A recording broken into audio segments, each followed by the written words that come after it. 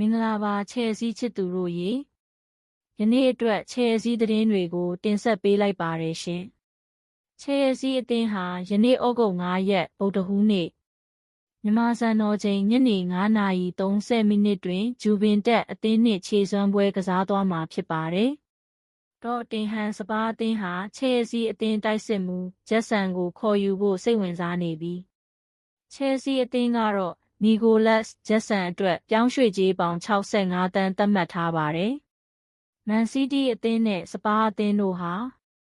ချဲလ်ဆီးတောင်ပန်ကစားသမားနက်တိုကိုခေါ်ယူရန်ကြိုးစားနေပြီးချဲလ်ဆီးအသင်းဟာနက်တိုအတွက်ပေါင်သန်း60ရရှိပါကလက်လွတ်ဖွယ်ရှိနေပါသည်။ချဲလ်ဆီးအသင်းဟာဘယ်လီကာနိုအသင်းရဲ့ဘယ်နောက်ခံလူပတ်ချာဘာရီယာကိုခေါ်ယူနိုင်ဖို့ဘယ်လီကာနိုအသင်းနဲ့သဘောတူညီမှုရရှိရန်အလွန်နီးစပ်နေပြီး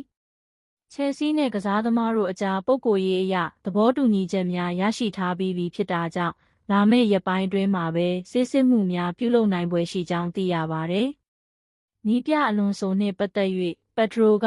ကျွန်တော်တို့အနည်းငယ်စကားပြောဖြစ်ကြပါတယ်။သူကကစားသမားတွေနဲ့စကားပြောရတာကိုသဘောကျသူတစ်ယောက်ဖြစ်ပြီးသူကိုယ်တိုင်လည်းပရီးမီးယားလိဂ်မှာကစားဘူးသူဖြစ်တဲ့အတွက်ကစားသမားတွေရဲ့အခြေအနေကိုနားလည်သဘောပေါက်ပါတယ်။ဒါကြောင့်သူကကျွန်တော်တို့အတွက်အဆင်ပြေလွယ်ကူစေဖို့စ조사ပေးသလိုကျွန်တော်တို့ကြားမှာလည်းဆက်ဆံရေးကောင်းတစ်ခုရှိနေပါတယ်။တကယ်ပြောရရင်သူကကျွန်တော်ကို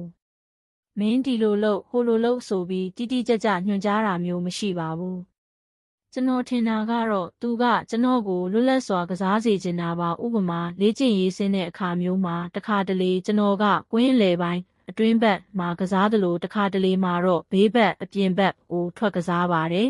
။တခါတလေမှာတော့ကိုယ့်အတွက်နေရာလွတ်ဖန်တီးပေးဖို့ကျွန်တော်ကဘောလုံးကိုထိန်းထားပေးပြီးကိုကအဲ့ဒီနေရာလွတ်ထဲကိုပြေးဝင်သွားတဲ့အခါကျွန်တော်ကကွင်းအောက်ပိုင်းနောက်ဆုတ်နေရာကိုပြန်ဆင်းလာတာမျိုးလုပ်ပါတယ်။အဲ့ဒီလိုမျိုးကျွန်တော်ကိုလွတ်လပ်ခွင့်ပေးထားတာကိုကျွန်တော်သဘောကျပါတယ်။